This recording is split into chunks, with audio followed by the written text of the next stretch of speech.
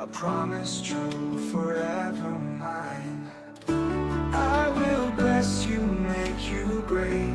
Through you the nations shall relate. Your descendants like the stars shall shine. My covenant forever divine. Look up, Abram, count the sky. Can you number what you find? So shall be your children's line. Through your faith you are defined. I will bless you, make you great. Through you the nations shall relate. Your descendants like the stars shall shine. My covenant forever divine. Look up, Abram, count the sky. Can you number what you find? So shall be your children's line. Through your faith you are defined. I will bless you, make you great. Through you the nations shall relate. Your descendants like the stars shall shine. My covenant forever divine.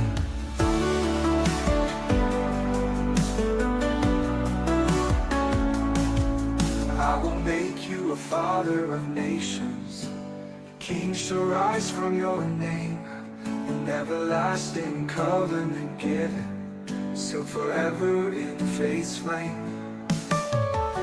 Everlasting yet shall see a promised son named Isaac be.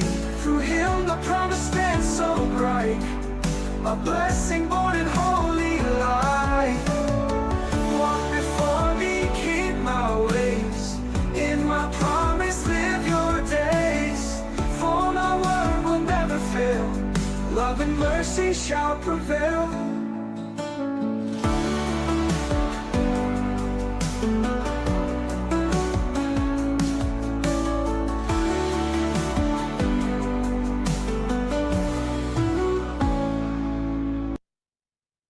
All right. Covenant of Promise.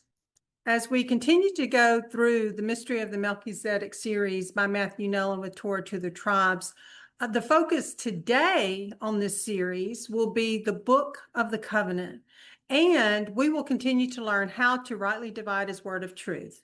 And I'm going to do something a little different today. I'm going to have us begin with the ending clip of this session because I felt it was very well done and it was very profound.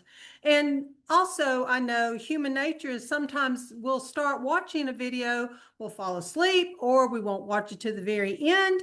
And I felt this closing clip of this session was very important, so I decided to make a copy of it and play it at the beginning. So this is what he says. You have to understand this distinctly. It says that death reigned from Adam to Moshe. I believe John says that. Because Adam was the first Melchizedek, and Moshe was the last Melchizedek who was in a holy, sanctified state and wasn't down involved in the golden calf. Joshua, he was still down there. I mean, he wasn't all the way up the mountain in a holy state. And we know that Aaron was definitely involved. Oh, well, I didn't touch it, you know. But he was definitely involved. Death reigned from the first Melchizedek to the last Melchizedek. And that's why Yahweh was going to make a whole new nation out of Moshe, because he was an undefiled Melchizedek priest. So there were sacrifices, but it was always under a Melchizedek priest, Melchizedek high priest. Give you an example. Cain and Abel, was there an animal sacrifice? Who was the Melchizedek high priest? Adam. Right? Death reigned from Adam to Moshe. So any sacrifices are under a Melchizedek administration. Cain and Abel, they were under the authority and the administration of Adam. And in Exodus 23, in Exodus 24, we find ourselves that the nation is under the administration of Moshe Rabbeinu. Now with Yeshua, Yeshua is our final, and he is the final Melchizedek Kohen Hagadol. There is no other. He is the final Melchizedek high priest. He is also the final sin sacrifice. He is, Hebrews tells us, the final everything. So the priesthood and sacrifices are all wrapped up in him, in his instruction and under his order. So do we do animal sacrifices today? No, because it is under his authority. And the writer of the book of Hebrews makes it clear that everything in finality is wrapped up under his order. We can't go out and do something ourselves. And if you submit to a high priest under a Levitical order, you've just chose your high priest. And that's what it all comes down to. Who's your high priest? You do whatever your high priest says. And if you want to go trundling up to a fake, phony Temple Mount, which isn't a Temple Mount, it's an Anatolia fortress, and you want to get caught up with all that Levitical high priesthood, then you've chosen your high priest by default. And the consequences of that, they're on you.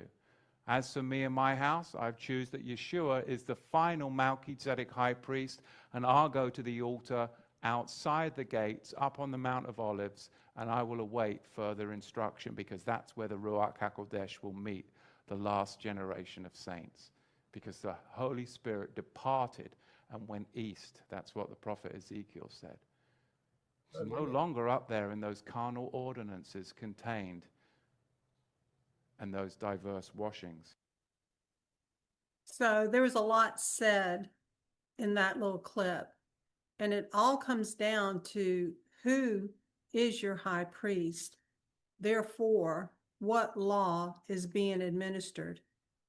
Now, in this session today, we will explore the unconditional promise given by Yahuwah to Abraham in Genesis 12.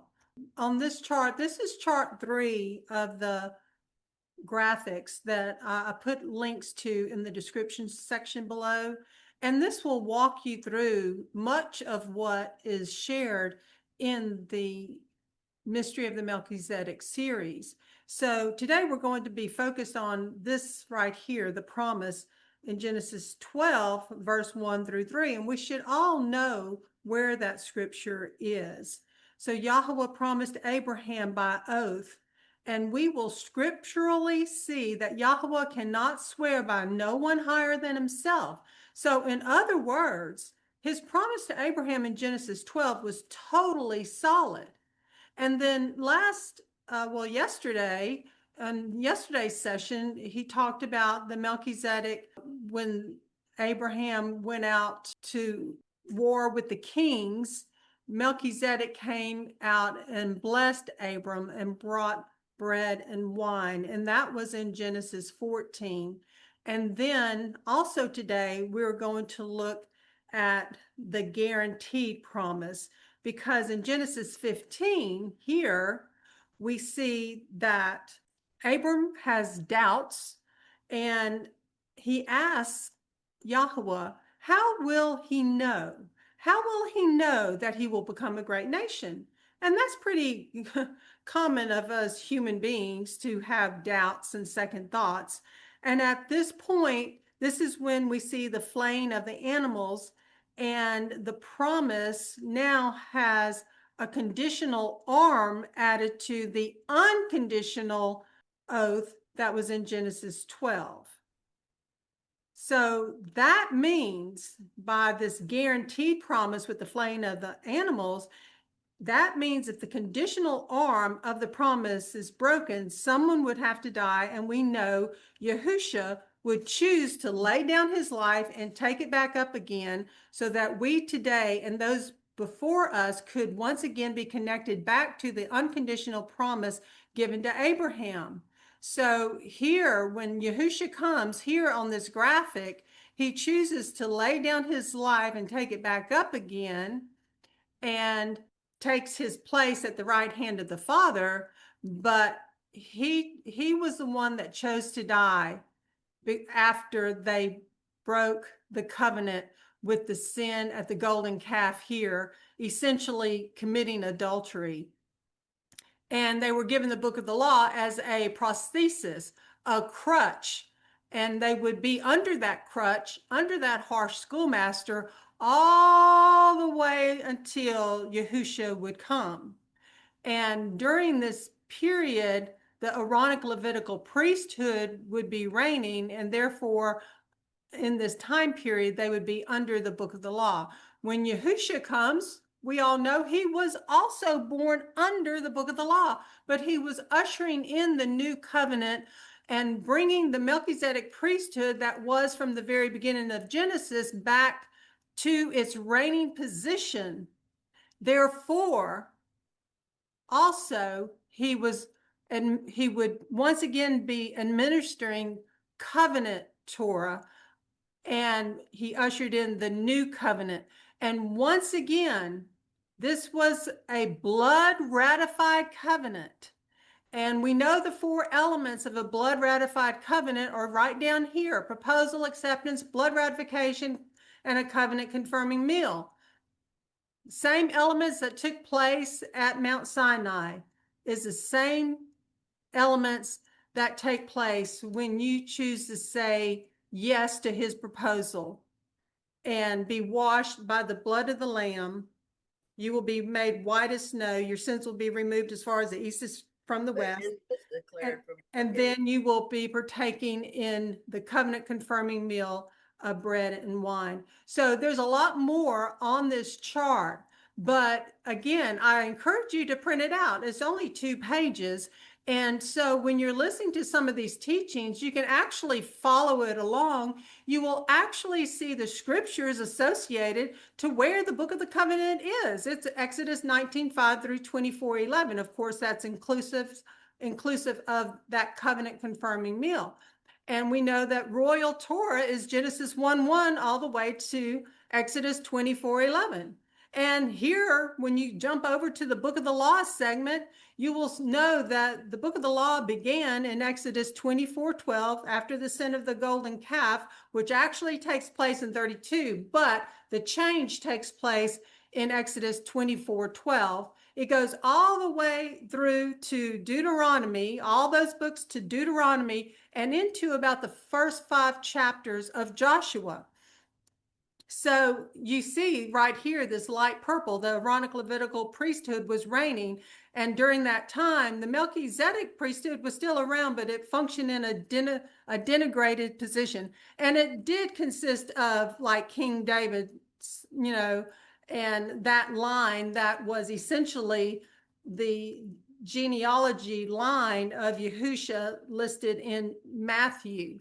So, and then now, of course, our high priest reigns, and we are made his kingdom of priests from every tongue, tribe, people, and nation. So I just want to remind you all that I leave the link below in the description section, and that should be a very helpful aid. All the charts look a little similar, but every time you look at one of the charts, I may have added things like this label of adultery, the crutch to remind you that the book of the law was it was temporary. It was a harsh schoolmaster, and they needed to learn the ABCs of who Yahuwah was. And then it also shows the point where Israel is divorced, and you see they were scattered among the nations, and so forth and so on. But I pray that that is a help. Now we're going to continue on and start viewing part 3, the mystery of the Melchizedek, with the focus on the book of the covenant and the oath.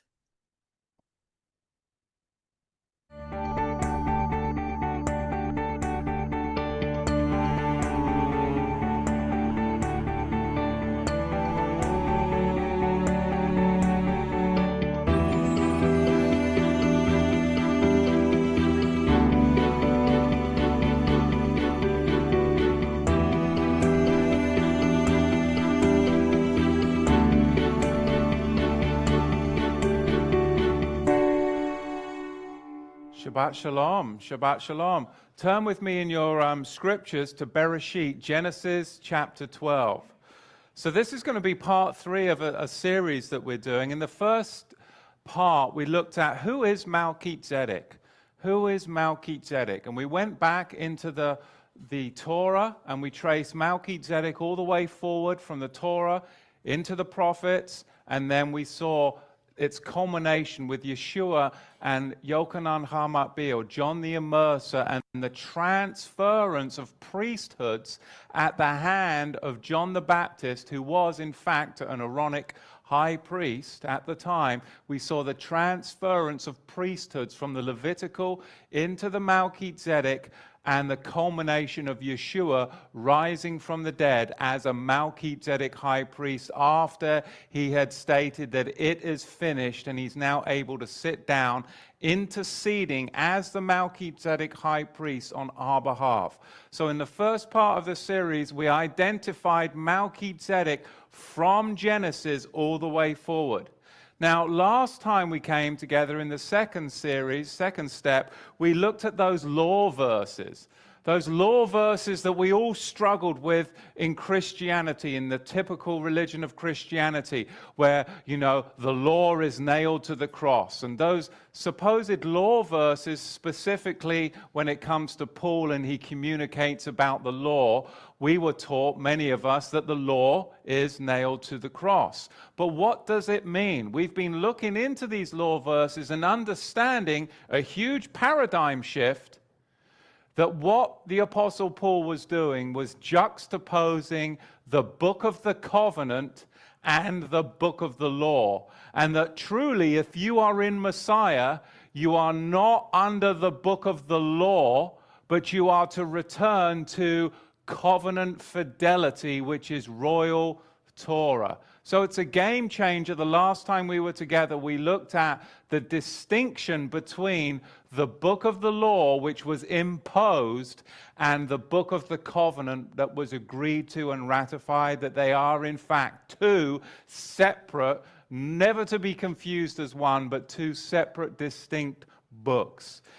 But today, we are going to look now at, in depth, this Melchizedek covenant, which of course was given by Yahuwah to Avram, and we are indeed what? The children of Abraham. Paul clearly communicates to those in Galatia, and that we should then understand that we are to be partakers of this covenant if we are in the Melchizedek and under the Melchizedek Yahushua HaMashiach.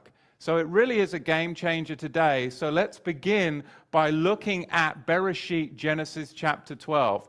Because what we're going to find is that in Bereshit, Genesis chapter 12, we see that Yahweh now makes an oath. He swears an oath to Abraham. This is the inception of the Melchizedek covenant. And this is an unconditional covenant because man isn't involved. Yahweh oaths to himself that he's going to do certain things for Abraham, and that Abraham and his zirah, his seed after him, will be inheritors of this Melchizedek priesthood or covenant. And it begins in Genesis, Bereshit chapter 12. Now Yahweh said to Avram, before he changed his name, get out of your country and from your mishpachah, your family, and your Abba's bayit. You see, for all of us, if we're truly going to walk with Yahweh, it comes at a cost. And that is the cost tonight that most people aren't willing to pay. You have got to leave your pagan sun god worship behind, and you've got to follow Yahweh. You have to come into covenant, and you have to do Bible things Bible ways. And that's really hard for people because the culture is so important to people. And we have to understand the religions of the world today, the traditional religions of the world today, are religions of compromise. Christianity was invented in 325 of the Common Era by Constantine, and its whole purpose was to compromise with the culture. I'm not making this up. It's true. Christianity is a religion that was invented in 325 by Constantine, and its purpose is syncretism, to compromise the scripture with the culture to enable more people to come into the fold of dogma. That's what it is. Now, Judaism is no different. It is a religion that has compromised with a rabbinic culture. If you want to be a people of compromise, then you should join a religion. But if you want to be a people of truth, then you should join a priesthood. And it's called the Melchizedek priesthood. And that means that you've got to cross over from one pagan, corrupted, sun god worship soil, smash the idols, just like Avram did. He smashed his father's idols. And then you go and you come into a better way, a better soil, and you become a Hebrew, one who crosses over from one soil to a better soil, and you produce a crop of righteousness and holiness. But you've got to be zealous. You've got to go around and smash some idols, and you've got to get in people's faces and say, that's wrong. That's not the Bible ways to do things. We don't compromise with the culture. We crush the culture, and we become, in fact, a priesthood of righteousness because we don't compromise. Because the culture is going to get carried away into FEMA camps. Let's realize that, okay? We're not going to be a part of that. Oh, they'll be offering the medications, the vaccinations, the free food, and all of that to gather you all in, and everybody will be sheep or will go because they compromise with the culture because they think they're going to get protected. Your only protection comes from being kadosh, holy. And those that lived in Qumran realized it. And that's why they didn't compromise with the Roman culture, and we can't compromise with the Greco-Roman culture around us today.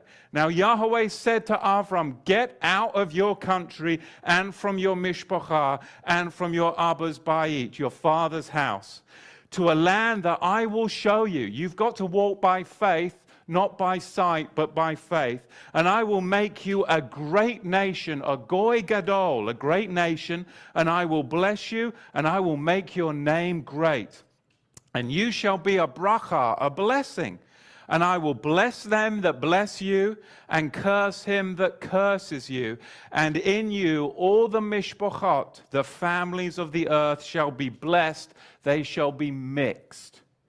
This right here is the inception of the Melchizedek realm of life. It's an unconditional covenant. Yahweh swears by no one higher than himself.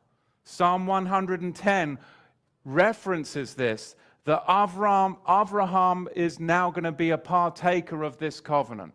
But we have to understand something here. Yahweh offers this unconditional covenant because it is Yahweh swearing by himself. It's as if Yahweh was to say to Abraham, hey, Abraham, I'm going to give you all of this. I'm going to give you land. I'm going to give you multiplicity. And Abraham goes away. He most probably talks to his wife, and he most probably then has some doubts. And he comes back to Yahweh and he says, how do I really know that I'm going to get these things? It's as if today somebody came to you and they said, hey, look, I'm going to give you my house. I have an extra house. It's bought and paid for. I'm going to give it to you. You'd be like, really? And then you walk away and you talk to some people and they'd be like, hey, how do you know the person's really going to come through? And you'd be like, well, yeah, maybe they won't. Maybe they'll change their mind. I know what. I'm going to go back to the person that offered me the house free and clear. I'm going to see if I can get some kind of signature on some kind of writing so that I've got a contract so that I know that this is really going to happen. That's exactly what Abraham did. He goes back to Yahweh and he says, how do I know that I'm really going to inherit these things? And at that point, Yahweh enacts a conditional contract, which is now where we're going to go to. We're going to have a look at this conditional contract, which is the Genesis 15 conditional covenant. Yahweh was willing to do it unconditionally with no strings attached. But because Abraham had a lack of faith, He goes back and he requests, kind of like a signature guarantee. Yahweh says, okay, you now want something to show that I'm really going to do it? Well, now go and halve some animals and we will make this contract. So what we have to understand now is the difference between Genesis 12 and Genesis 15. Genesis 12, an unconditional covenant. This is the inception of the Melchizedek. This is what everything wraps around. But because Abraham requested more, a guarantee, Yahweh enacts a conditional arm of this covenant.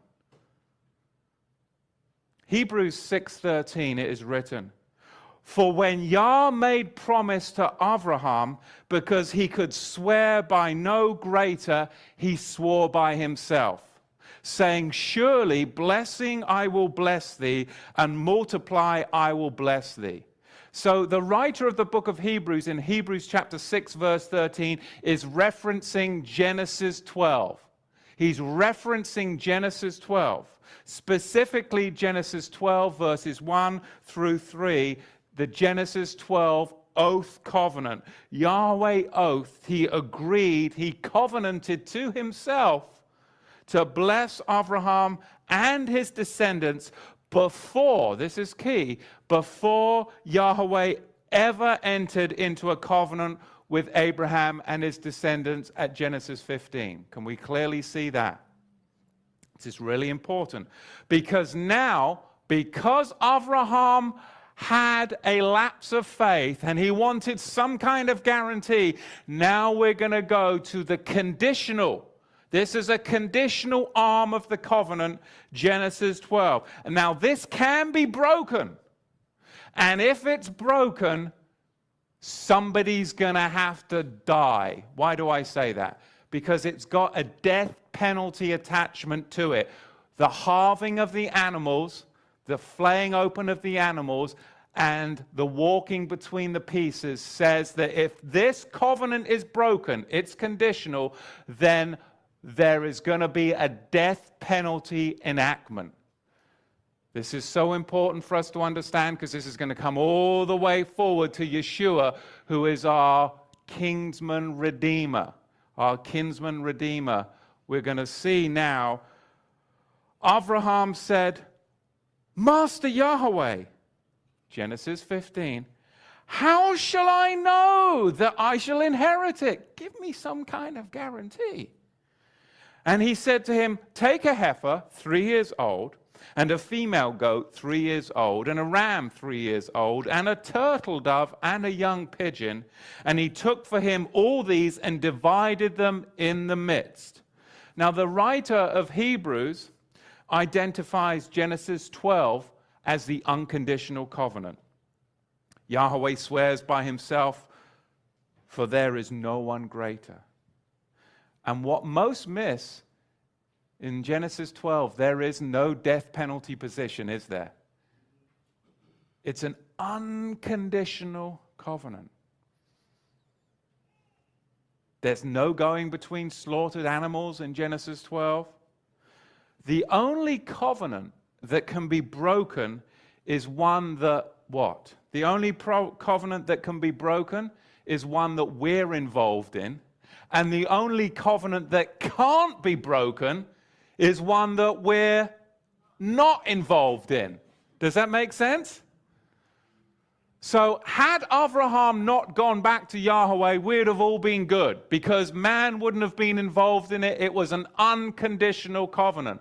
But because Abraham had a crisis of faith and he requests a signature guarantee, now we come into a conditional arm where man is involved, where there's a death penalty that if it's broken, we've got some problems. Somebody's going to have to die for you to get back to the blessings of Genesis 12. Because ultimately, we all want to get back to the blessings of an unconditional covenant relationship with Yahweh, don't we?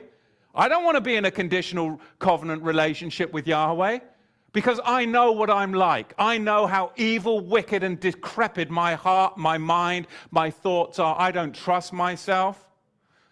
I only trust Yahweh. And I'm just being honest with you. There may be some of you are like, oh, well, I totally trust myself. Well, be wary lest you fall, right?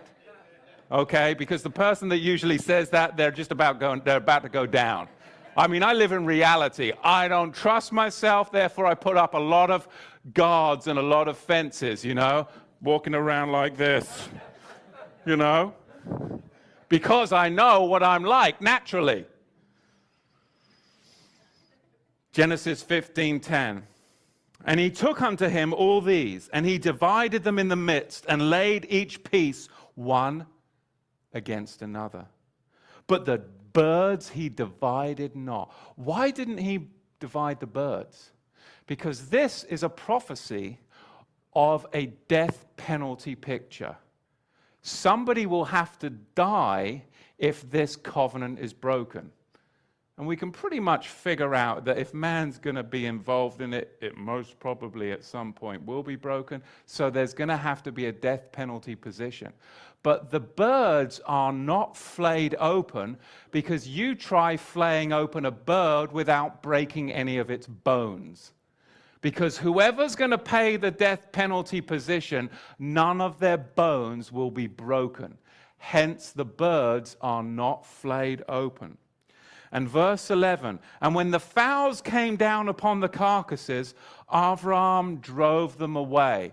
Now this really speaks to the children of Israel, the seed of Abraham. We're supposed to be people that are walking with Abraham, that when the wickedness, the unclean of the world tries to come into the faith, we're supposed to beat the tar out of them. I mean, we're supposed to drive them away. We truly are. We truly are. We're supposed to fight off the uncleanness of the world, those unclean entities, demons, principalities that will try to invade the faith and come into the covenant realm of the people. This is what Abraham does. He drives away the unclean. He drives away the demons and the unclean realm that tries to come into covenant with you. Tonight, many people are out there making covenant with the unclean realm by going into Halloween ritual, and they don't realize it. Well, I don't celebrate Halloween. No, we don't do that. Don't touch it. But yeah, when someone comes to the house, we're going to give them some candy. You're like, what? Now, can you explain that? If people really do, oh, and I would never celebrate Halloween. Well, what's the bowl of candy doing, and what? Exactly. Wow, it truly is the blind leading the blind. No discernment. That's the world that we live in today. But we can now see in verse 12 something interesting happens. And when the sun was going down, a deep, the Hebrew word here, tardameh, fell upon Avram, and lo, a great horror of darkness fell upon him. Now, traditionally, Judaism tells you that Abraham took a nap. He fell asleep. This is a covenant. This is a legal binding contract. You try going to your lawyer and now being in the room with your lawyer and putting together a legal binding conditional contract, and you falling asleep and not being even conscious of what the terms are to the treaty. Do you think that would fly? But we're supposed to believe here that Abraham just passed out and went to sleep and has got no idea what's going on. But the Hebrew word here, tardameh, it does not necessarily, and contextually, it doesn't mean sleep. Imagine that you are in the presence of Yahweh. Just imagine that for a moment. And you're about to enter into covenant. Would you be put in, could you imagine that that would put you in a trance-like state? Where you were just blown away at his magnificence, at his glory, that you would be almost in a trance-like state. Tardameh means a trance. In context here, Abraham was conscious, he was aware of what's going on.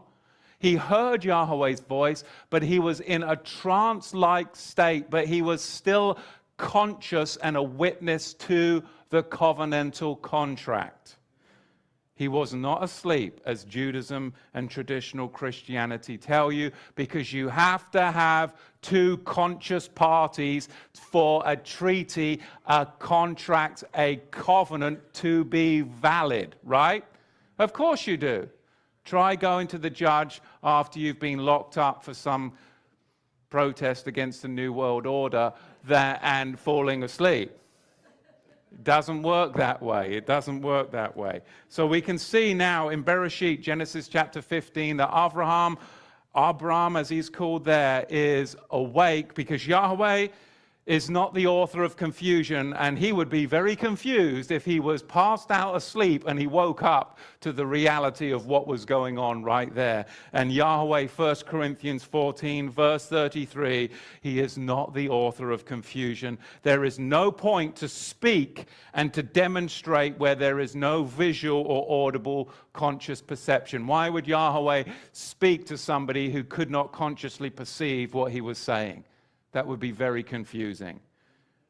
Now we understand what Yeshua was saying in Yochanan chapter 8, verse 56. Your father, Abraham, he rejoiced to see my day. He saw it. He was awake. He was conscious. And he was glad. Why?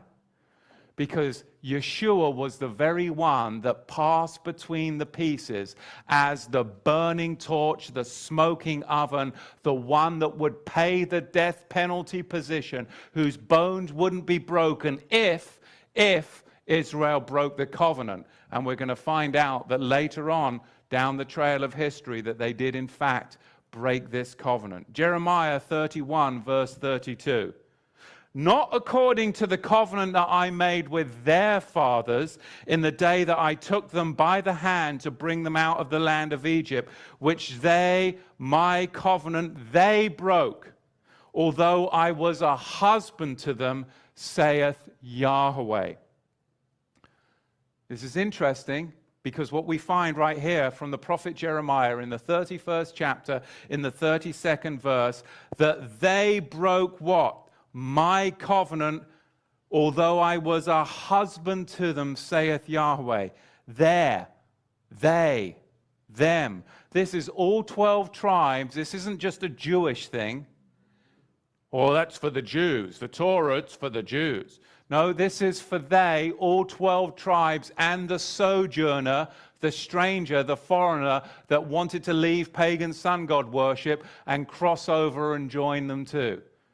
Open to all people. There is neither male or female, slave or free, but you're all one in Messiah. You see, the only blood-ratified covenant, the only blood-ratified covenant that these fathers were physically party to was what? We're going to now jump forward 430 years, as Paul says to the Galatians, and we're going to see that the only covenant that Israel is party to is now going to be, we'll see it unfolding in Exodus chapter 19. So let me back up. Genesis 12, Yahweh makes an unconditional Melchizedek oath to Abraham. Abraham goes away and he comes back, has some doubts, and he wants a conditional arm to that covenant. So Yahweh gives him a conditional arm to that covenant, Genesis 15. This is the Melchizedek promises to Abraham and to his descendants.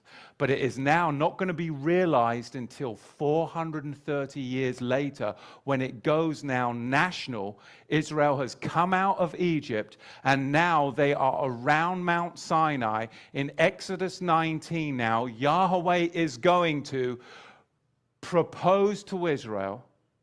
They're going to accept his offer.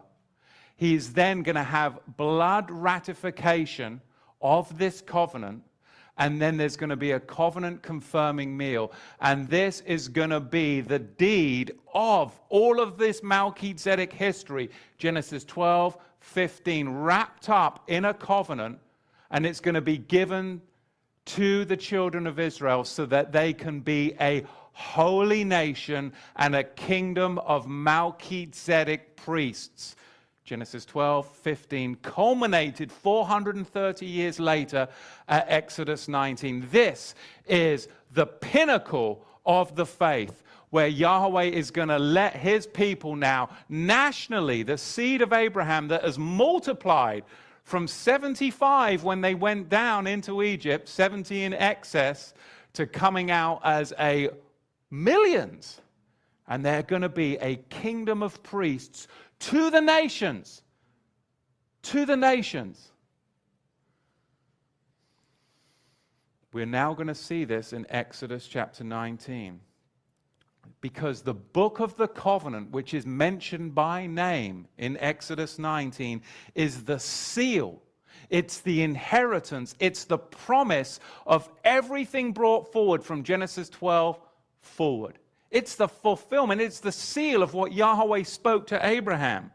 It's the realization. But we're going to find in less than 40 days after it was accepted, blood ratified, supposed to be put into an ark because it was the ark of the covenant, what did Israel do within 40 days? They decided to have Christmas. All right, they worshipped a golden calf, which is pretty much the same thing, saying that you're going to worship the Creator the way the pagans worship their gods and wrap it up in a nice bow. And Yahweh says, you will not worship me the way the heathen worship their gods. I am Yahweh. You shall come out from her. You shall be separate and be a holy, righteous people. Don't compromise the faith. So today, fast forward into the 21st century, all of this pagan stuff that's brought into the faith, it is unacceptable, Exodus 32, to Yahweh. You cannot change the feasts of Yahweh to your own days. Syncretism is Catholicism on steroids, and that's the reality of the world of the faith today. The Protestants didn't protest hard enough. Martin Luther only had half a dozen manuscripts in the Greek and various other forms on which he could work from. Today, we don't have the excuses that our forefathers have. We have access to so much information that we can search out truth at the tap of a button. We're going to be held to a far higher standard than any generation that walked before us. Because to him who knows it's a sin and doesn't act upon it, oh my goodness, there's going to be an accounting. There is going to be accounting. Many of you better not want to be teachers, because there's a higher accounting. But you all are teachers because you're trying to teach this to your friends, to your families, or like the man in the back, he just goes downtown and just preaches it all downtown, right? See, and he didn't even know that. See, I'm watching. And if you think I'm watching, can you imagine who else is watching? My goodness. Galatians 3:17 frames the situation in that the book of the covenant, that seal, that inheritance, was 430 years later, over 4 centuries later, removed from the Genesis 15 promise. You cannot break the 430-year removed seal without what? Breaking the conditional covenant from which it was attached. They're connected. The Sinai book of the covenant, Exodus 19:5 through Exodus 24, verse 8, was the Genesis 15 seal made with Abraham's descendants. But these descendants, they broke that seal, and now the promise has no seal, does it? It's broken, meaning somebody's going to have to die so that the children of Israel, those that want to cross over from the paganism of the world, can actually connect back to the Genesis 12 unconditional oath. That's the faith. Yeshua died not so that you could compromise in the culture and go to church on Sunday. Yeshua died so that you could come into covenant and connect back to Yahweh's perfect will of Genesis 12 and walk in royal covenant Torah, which is not book of the law imposed Levitical Torah. It is different because Abraham never knew a Levite, he never saw the temple, and he wasn't involved in Levitical animal sacrifice, dogma, and religion. And neither should you or I be. We're not to be into Judaism on that broad road, and we're not to be into the customs of Christianity in that broad road. We're to be on a narrow road, which is royal covenant Torah that leads to life. It's taken me 10 years to navigate through it all to even get to this point. Goodness knows what's going to happen if we're around for another 10. But Hillary will make sure that we're not. I mean, really? I mean, are we really going to have more Clintons in the White House? I'm sorry, but I mean, people are so stupid, and I like to use that word infrequently, that it most probably will happen. Again. So really, we're just under tyranny and dictatorship, because if you look at it over the past century, you haven't had many choices. You've got the Bushes or the Clintons, or the Bushes or the Clintons, or somebody to throw you off the scent for 8 years, and then we'll have the Bushes or the Clintons. Democracy. Here's a choice. Not really. Kind of make you think you have a choice, though. Let's get back on hand. I like to make it real, though. What we're going to find, though, is Yeshua has the covenant legal right of standing to die in our place. The Genesis 12 oath did not. Hence, the Genesis 15 covenant was employed because it could be broken for a purpose. That Genesis 15 covenant could be broken for a purpose, Yahweh's plan of salvation to bring us back into the fold. Look what it says in Psalm 89, verse 34. My covenant will I not break, nor alter the thing that is gone out of my lips. But later on, we're going to find in the Tanakh, Yahweh says that they broke the covenant. But hang on, right here he says, my covenant, what does he say? My covenant will I not break, nor alter the thing that has gone out of my lips.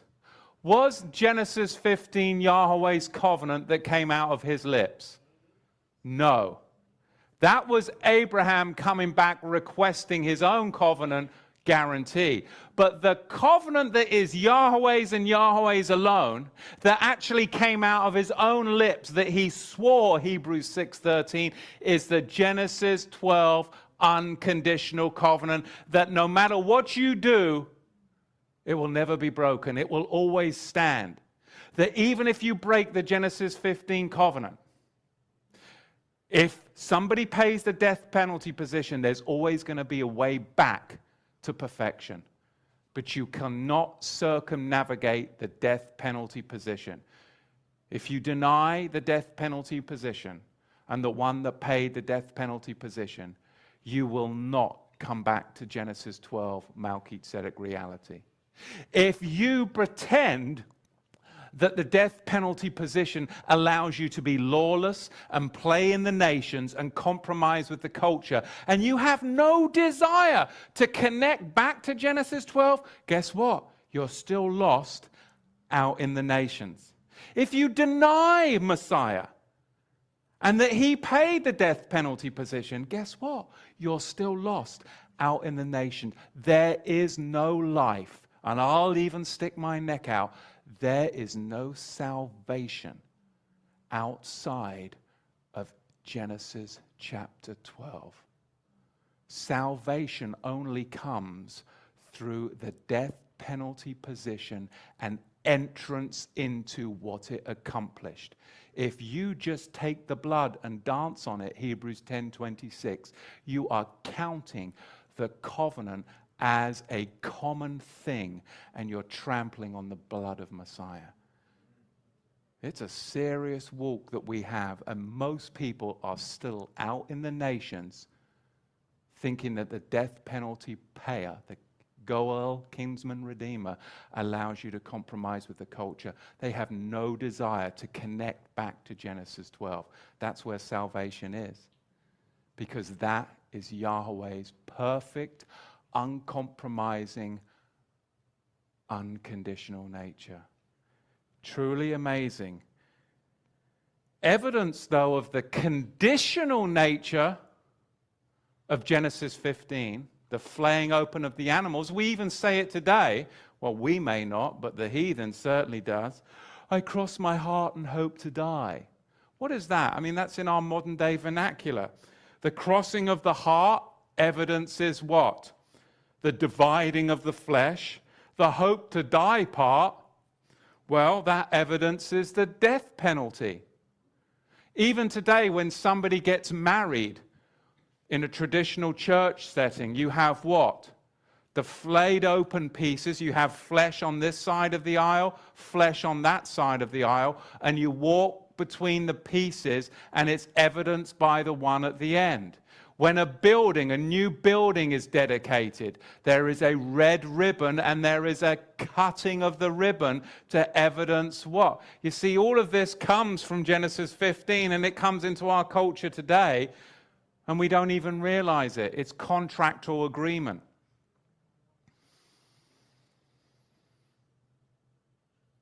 Breaking the Exodus Book of the Covenant seal that came 430 years later, Exodus 19:5 through Exodus 24 verse 8. They broke it at Exodus 32 with the sin of the golden calf. It literally broke the Genesis 15 promise. But of course, it did not break the unconditional oath of Genesis 12. And now you'll understand what Rav Shaliach Shaul, Rabbi Apostle Paul, when he's communicating those law verses that everyone wants to run away with and say, oh, you're not under the law, we're not Jews, we don't have to do any law. They're not understanding. Paul's words are hard to understand, Peter writes, and those that are untaught and unlearned, they twist for their own destruction. They'll stay out in the nations and they'll live a compromised faith. But truly what Paul is doing is juxtaposing book of the law that was imposed because they broke the covenant. 2 Corinthians 3:11. For if that which is done away was glorious, much more that which remains is glorious. Seeing then that we have such hope, we use great plainness of speech, and not as Moses, who put a veil over his face, that the children of Israel could not steadfastly look to the end of that which was abolished. So what happened is that Israel agreed to this covenant in Exodus 19. Through Exodus 24, verse 8. Then there's this covenant confirming meal in Exodus 24, verse 10. It's blood ratified, which means Galatians says that you cannot, Paul to the Galatians says, you cannot add to a blood ratified covenant. It's done, it's sealed, you can't add another word to it. But Israel then breaks the covenant within 40 days by the sin of the golden calf. And Yahweh is going to wipe them all out. He's going to slaughter, commit genocide on the whole of Israel. But Moshe, who was the last Melchizedek, was up on the mountain. And he wasn't involved in the sin of the golden calf. And he intercedes as a mediator and he says, Yahweh, please don't wipe out Israel. And Yahweh relents and he says, okay, I won't wipe out Israel, but they've broken the covenant.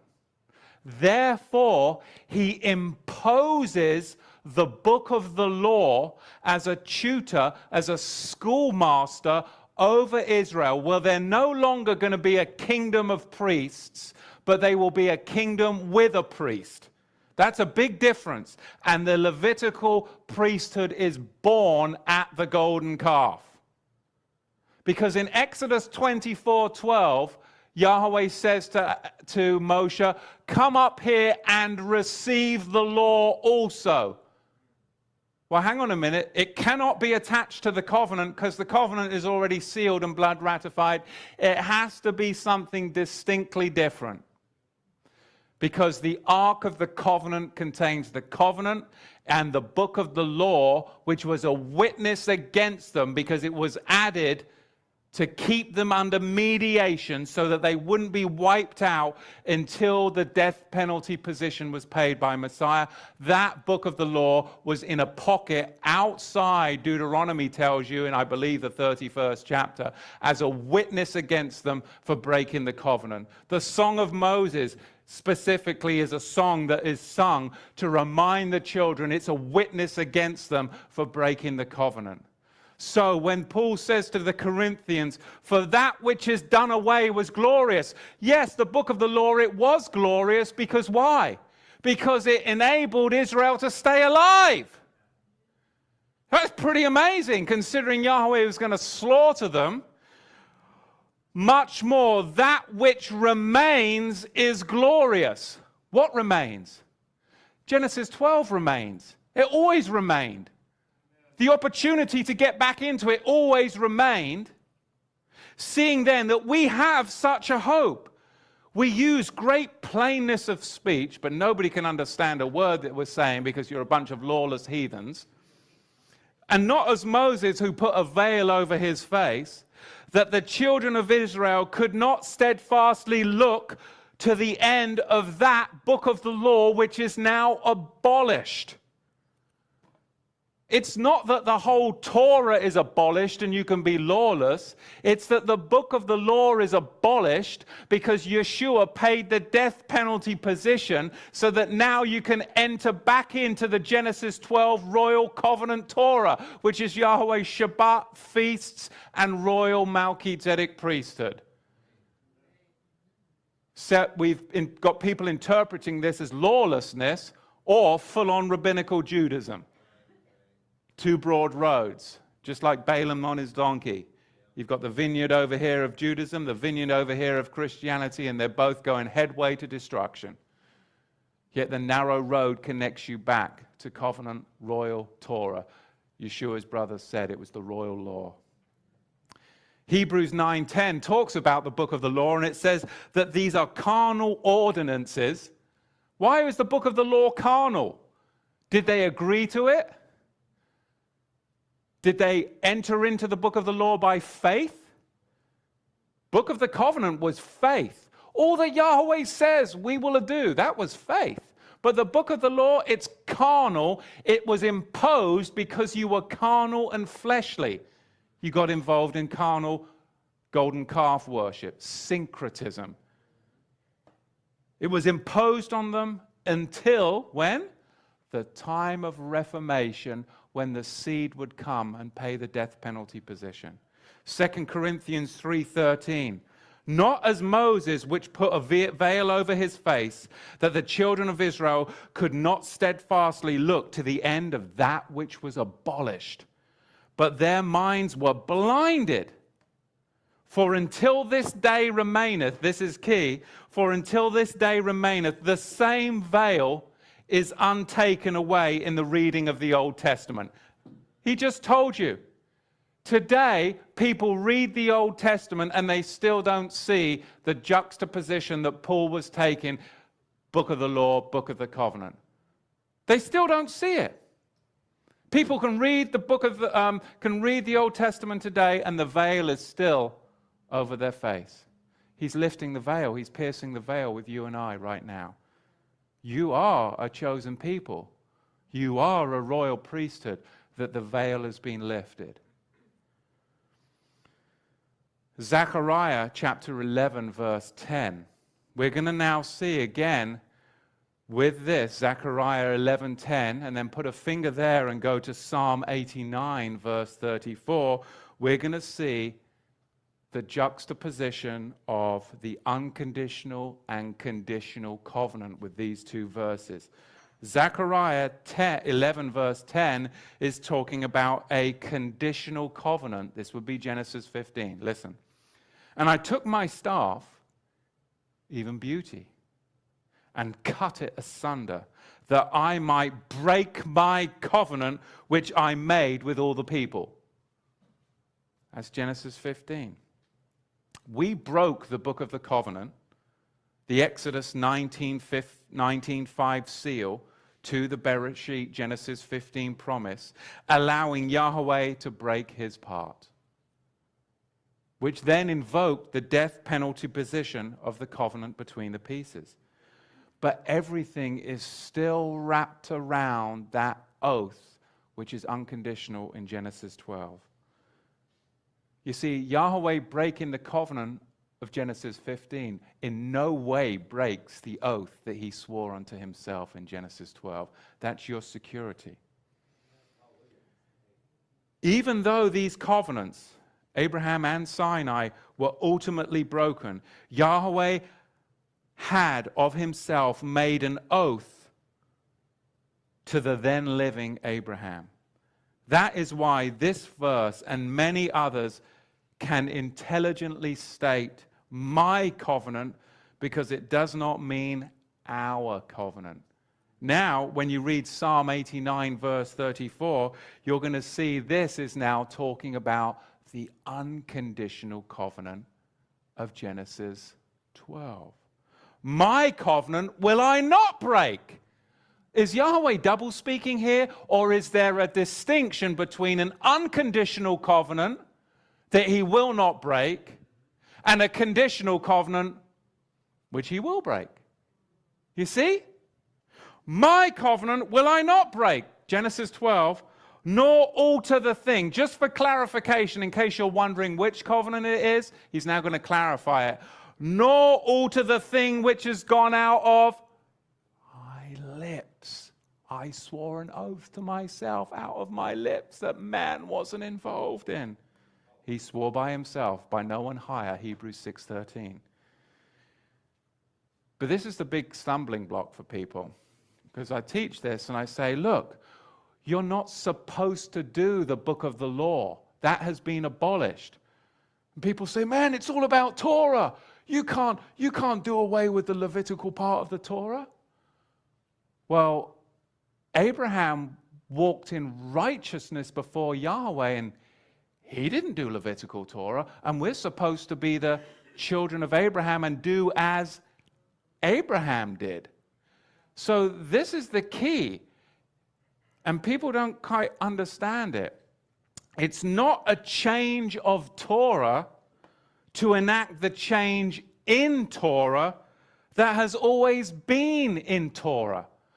You're enacting the change that is in place in Torah, transferring you back from under the imposed book of the law that was added for transgression, back to perfection, which is royal covenant Melchizedek, Genesis 12 Torah. That's what Abraham did, and that's what we're to do. And Yeshua is the one that can allow you to connect back to it. It's amazing. So the book of the covenant contains Melchizedek covenant law, not book of the law imposed.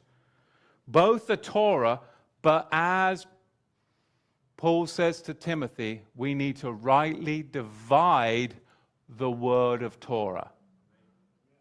We need to rightly divide and distinguish between the two.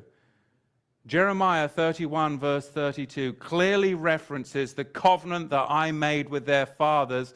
In context, again, this can only mean the covenant at Sinai.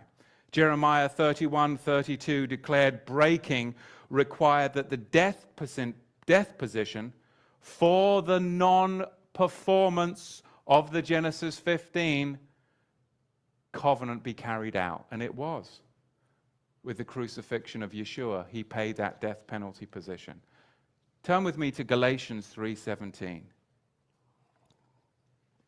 This is the only place in the New Testament where the book of the law is mentioned by name to give you clarity of what Paul's talking about. He's not talking about you being lawless. He's saying you're not supposed to walk under the book of the law when Yeshua has paid the death penalty position to connect you back to the book of the covenant. You're supposed to walk in royal Melchizedek covenant Torah, not imposed book of the law Levitical hierarchy, which was going on with the Herodians. And certainly not this Constantinian lawlessness that has been around for 2,000 years either. My goodness, we are the generation that is truly leading the way on the revelation of Melchizedek and what it means to walk in Yeshua and covenant Torah. Galatians 3:17. And this I say, that the covenant that was ratified, confirmed before the law, before the book of the law, which was 430 years after, cannot disannul that it should make the promise of none effect. It can't disannul the promise of Genesis 12 and make it of none effect. Even though they broke the covenant and they were put under the book of the law, that book of the law that was imposed upon them, that they never agreed to, which was a schoolmaster and a tutor until the Reformation, the time of Messiah, who paid the death penalty position, can never annul the Genesis 12 oath. Never. Even though the book of the law came 430 years after that oath. For if the inheritance is of the book of the law, is the inheritance of the book of the law? No. The inheritance is of the book of the covenant, which Abraham was given in Genesis chapter 12. The promise, that was the inception point of it. The inception point of the book of the covenant. Yet its written fulfillment was 430 years later, Exodus 19:5 to Exodus 24:8. That is the promise. The law is not of faith. That's what Paul says. The book of the law is not of faith. That's why so many in the Torah movement, you're like, where's the faith, man? It's all works. It's all rote. It's all rote and ritual. But where's the faith? Where's the supernatural power of healings, workings of miracles, signs and wonders that we need to be moving in?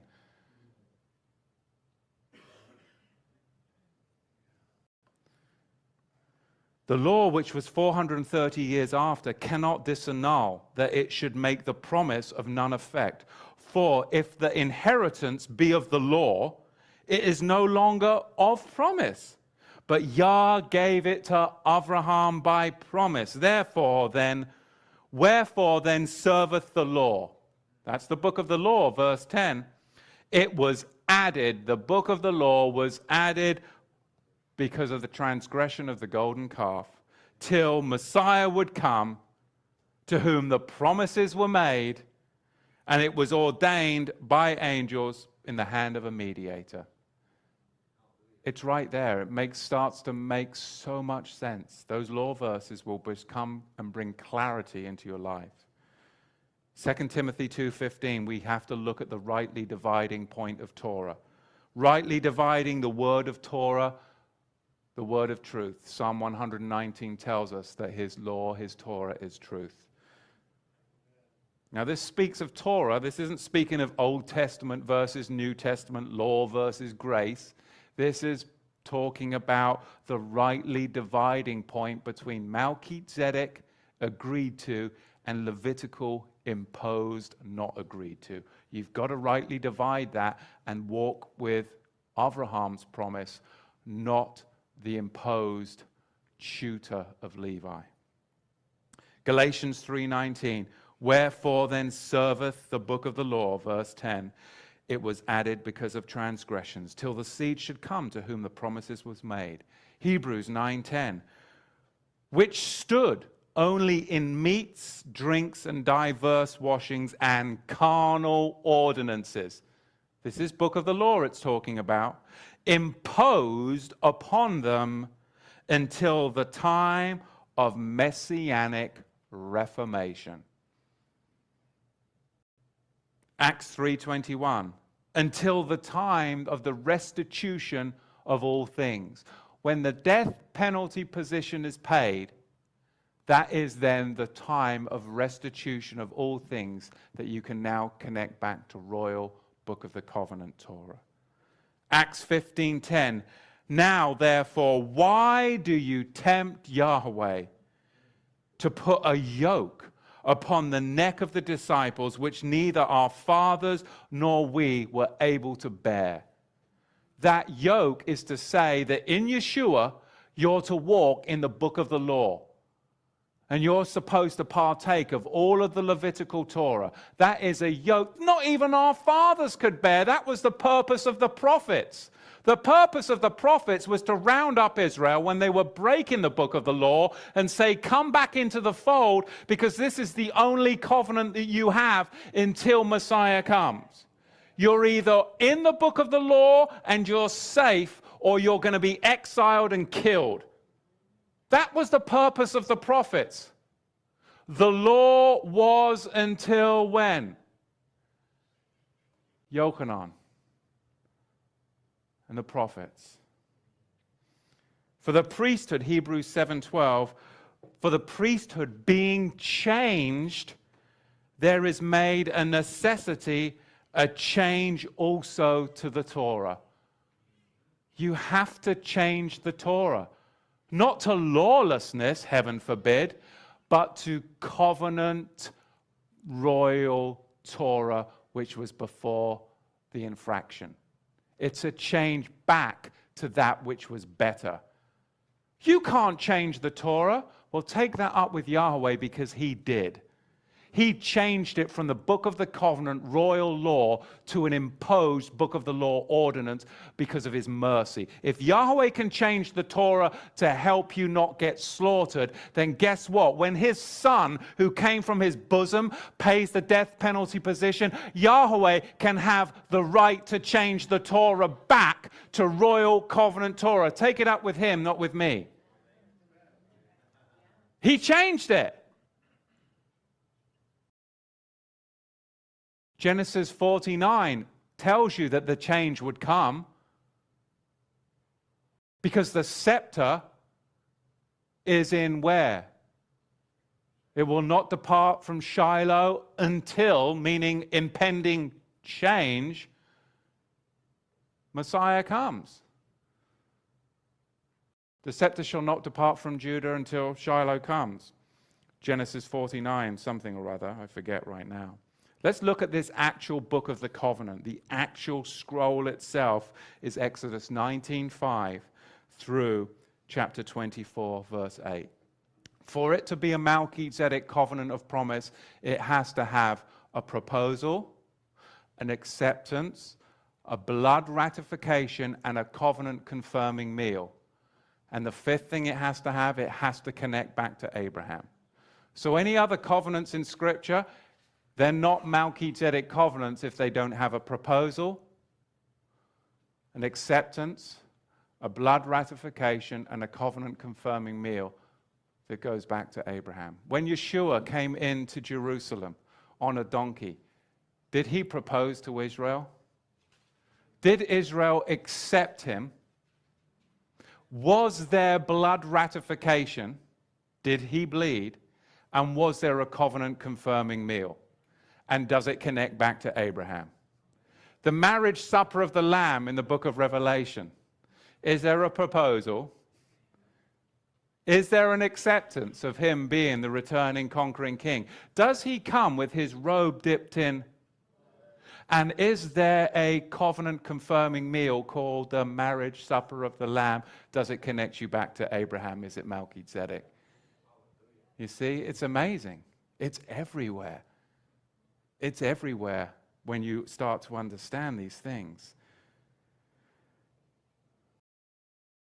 Book of the Covenant lifestyle living for us today is everything from Genesis 1:1 all the way to Exodus 24:10. That's Yahweh's Shabbats, his feasts. What to eat, what not to eat. How to worship him, how to come and celebrate the Sabbath and everything that is holy. That is the Abrahamic lifestyle faith, the Melchizedek realm, where you are a kingdom of priests and a holy nation. Ritual immersion, mikvaot, or baptismo in the Greek, baptism, coming into that holy realm. That's the Melchizedek lifestyle. But the book of the law, that is abolished. And that is everything from from Exodus 24:12 all the way through to the end of Deuteronomy. But this is where a lot of people get hung up.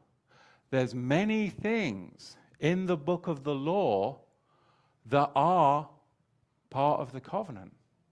Sabbath is in the book of the law, but there's much more detail about it because they had to get more tutorage and more schoolmaster. So, if it's in the covenant, Genesis 1:1 through Exodus 24:10, the feasts of Yahuwah, Exodus 24:23, they're in the book of the covenant. But there's going to be a lot more information about them in the book of the law because they had to be schooled and under a tutor. So you can go into the book of the law and you can glean many more things about how to keep the feasts of Yahweh. But you're not going to obviously bring in the Levitical hierarchy that's connected to it because that isn't Melchizedek. Sabbath, Exodus 20. It's in the book of the covenant, but there's a certain amount of dovetailing because you'll go into the book of the law and there's going to be much more information. Don't go out and collect sticks because they needed to be tutored. They needed more tutorage because they were rebellious, stiff-necked people. So you can go into the book of the law to find out how to do more of the book of the covenant lifestyle if it's in the book of the covenant. Levitical sacrifices are not in the book of the covenant. You don't go in and try and do that. I've got nothing against seats. I have got lots of seats. But that is a book of the law imposed thing. And they're wonderful if you want to wear them, but don't say that is a Melchizedek commandment. It's not in the book of the covenant. Why? Because they were whoremongers. They were whoring. They needed something over the front of their garment because they couldn't keep it in there. You and I are supposed to have it written on our hearts that we shouldn't have to do that. But there's nothing wrong if you need reminders. But don't say it's a Melchizedek ordinance of fidelity. It was only added because they were infidels. No, they were not walking in fidelity.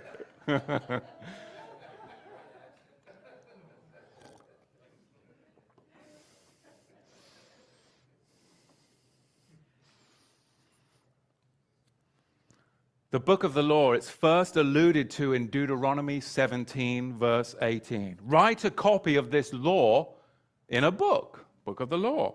Why? Moses already had the book of the covenant, Exodus 24, 7 and 8. Then in Deuteronomy 28, verse 61, we see book of this law. Again, book of the law. But it is first mentioned by name, book of the law, exactly in Deuteronomy 29, verse 21. But again, it's first alluded to, write a copy of this book this law in a book. But mentioned by name, Deuteronomy 29, 21, this passage is very damaging because it presents a huge problem. It states, according to all the curses of the covenant that are written in this book of the law.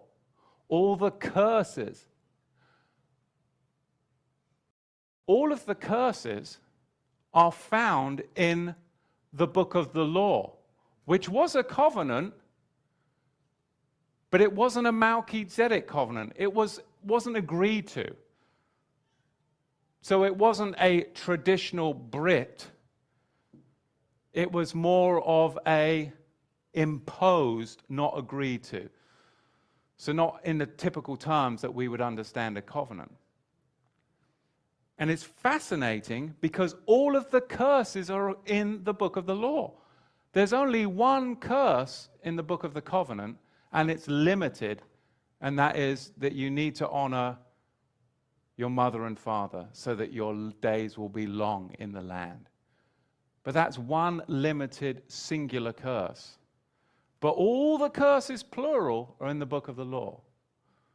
So cursed is he who pays the death penalty position, because he will get rid of all the curses and return you to blessing. You see? So it's kind of insane to say Yeshua died on the tree so that I could return to the book of the law where all the curses are. Then I can sing the song of Moses that testifies against me that I broke the covenant. No, Yeshua died so that you could return to the book of the covenant where there are no curses, plural. You just have to honor your mother and father so that you will have long life in the land. That's a heritage. That's an inheritance. That's a promise given to Abraham.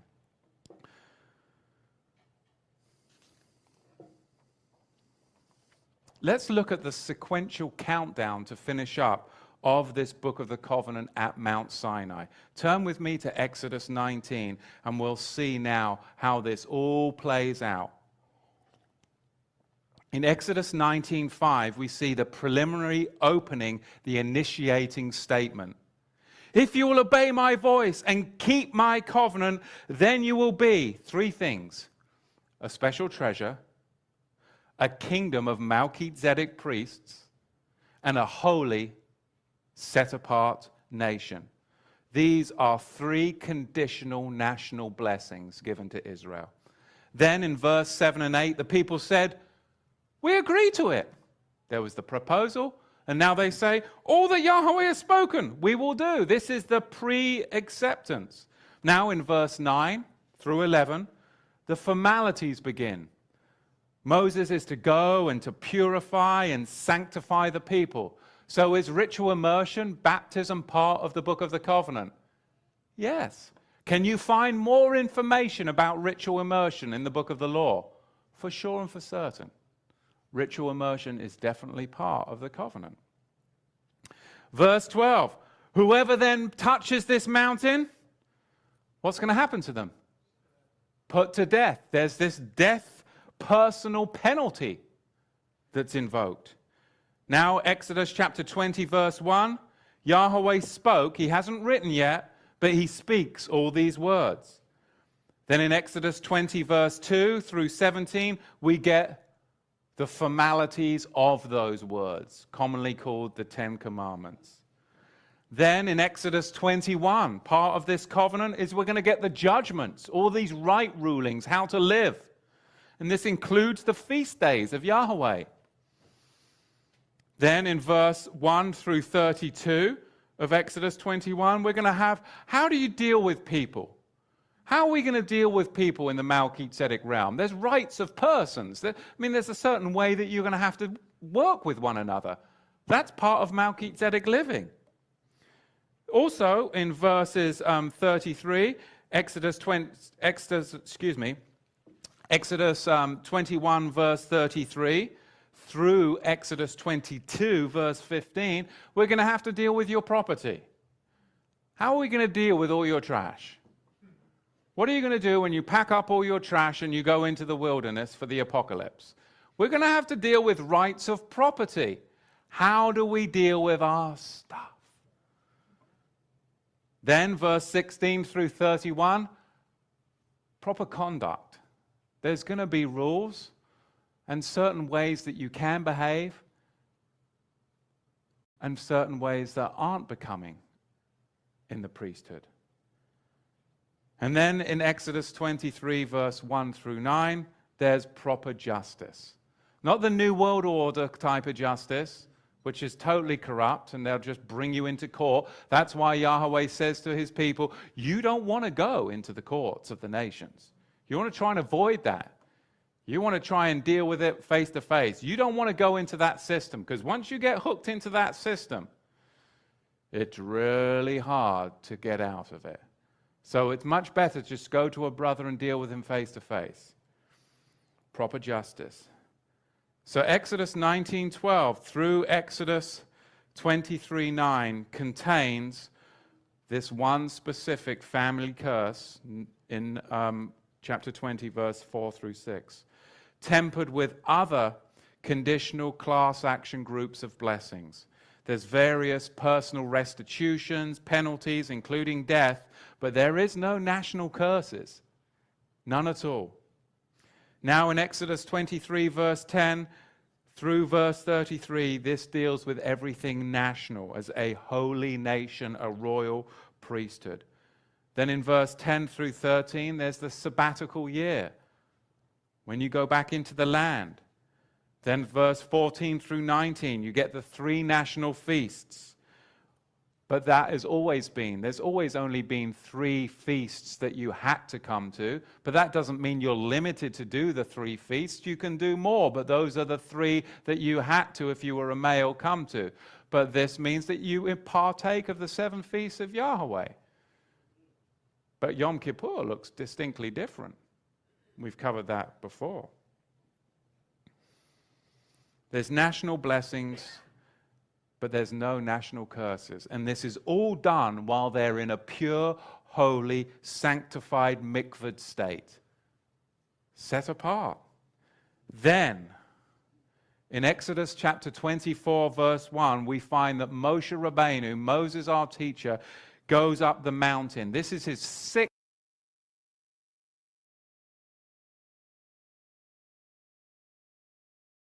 trip up the mountain. He's been up and down, up and down, up and down, up and down, up and down. And he goes up the 6th time. And in verse 3 of Exodus 24, we see that Moses recites all the words of Yahweh and all the judgments, all the right rulings. And again, the people answer, all the words, yes, everything we will do. They agree to it. Verse 4, Moshe wrote all the words of Yahweh in a book. Verse 7. And in verse 5 of Exodus 24, there were burnt offerings and sacrifice, peace offerings, and of oxen. And then in verse 6, half the blood was sprinkled on the altar. Now, many people have asked me about animal sacrifice. Well, there's animal sacrifices then in the Melchizedek realm. We have to understand this distinctly. It says that death reigned from Adam to Moshe. I believe John says that. Because Adam was the first Melchizedek, and Moshe was the last Melchizedek who was in a holy, sanctified state and wasn't down involved in the golden calf. Joshua, he was still down there. I mean, he wasn't all the way up the mountain in a holy state. And we know that Aaron was definitely involved. Oh, well, I didn't touch it, you know.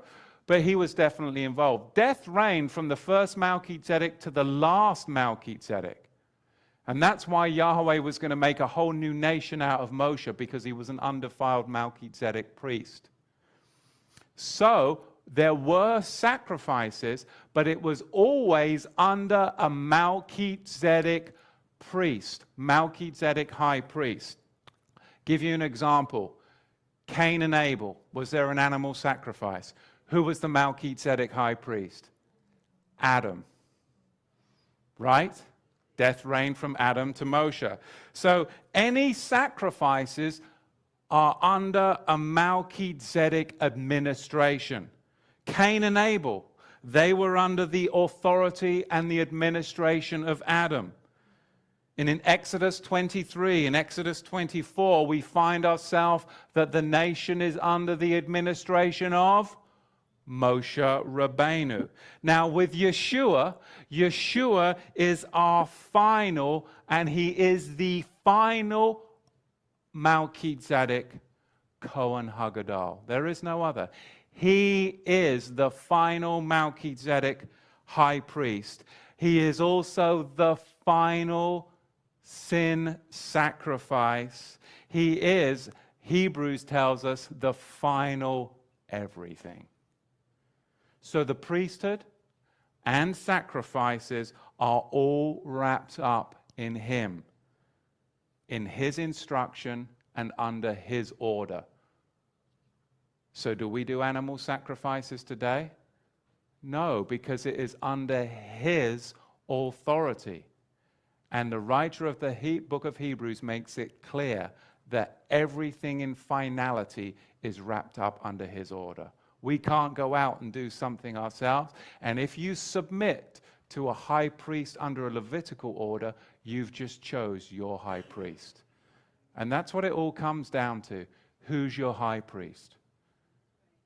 You do whatever your high priest says. And if you want to go trundling up to a fake, phony Temple Mount, which isn't a Temple Mount, it's an Anatolia fortress, and you want to get caught up with all that Levitical high priesthood, then you've chosen your high priest by default. And the consequences of that, they're on you. As for me and my house, I've chosen that Yeshua is the final Melchizedek high priest, and I'll go to the altar outside the gates, up on the Mount of Olives, and I will await further instruction, because that's where the Ruach HaKodesh will meet the last generation of saints. Because the Holy Spirit departed and went east. That's what the prophet Ezekiel said. It's no longer up there in those carnal ordinances contained and those diverse washings. It's amazing stuff as we really come into the culmination of this Melchizedek realm of living today. I mean, this is something I've struggled with for years. And I met a friend the other day. In fact, it was, I think, yesterday. And I hadn't seen him in about 9 years. Last time I saw him, I think I had a beard down to here. And we were combative. And we're both grown up a little bit. And he said, "So are you still messianic?" I said, "Let me tell you about that." I said, "I've grown a lot, and I've come to realize that there's a lot of false religion out there." I said, "But I do believe in the Bible from Genesis 1 all the way through to Revelation. But I believe that we should be walking in this Melchizedek royal covenant Torah." See? Sometimes we have to go through tough times to get to the good stuff. But we are that generation that is truly in Yeshua, but seeking out Torah. But it can't be rabbinical Torah, but it certainly can't be anomia, lawlessness either. I don't have it figured all out, but I do truly believe that there is a juxtaposition between Book of the Law and Book of the Covenant, that they are not the same. That we are to return to the Book of the Covenant, Melchizedek life, because we are no longer under the mediator of Book of the Law imposed Levitical hierarchy.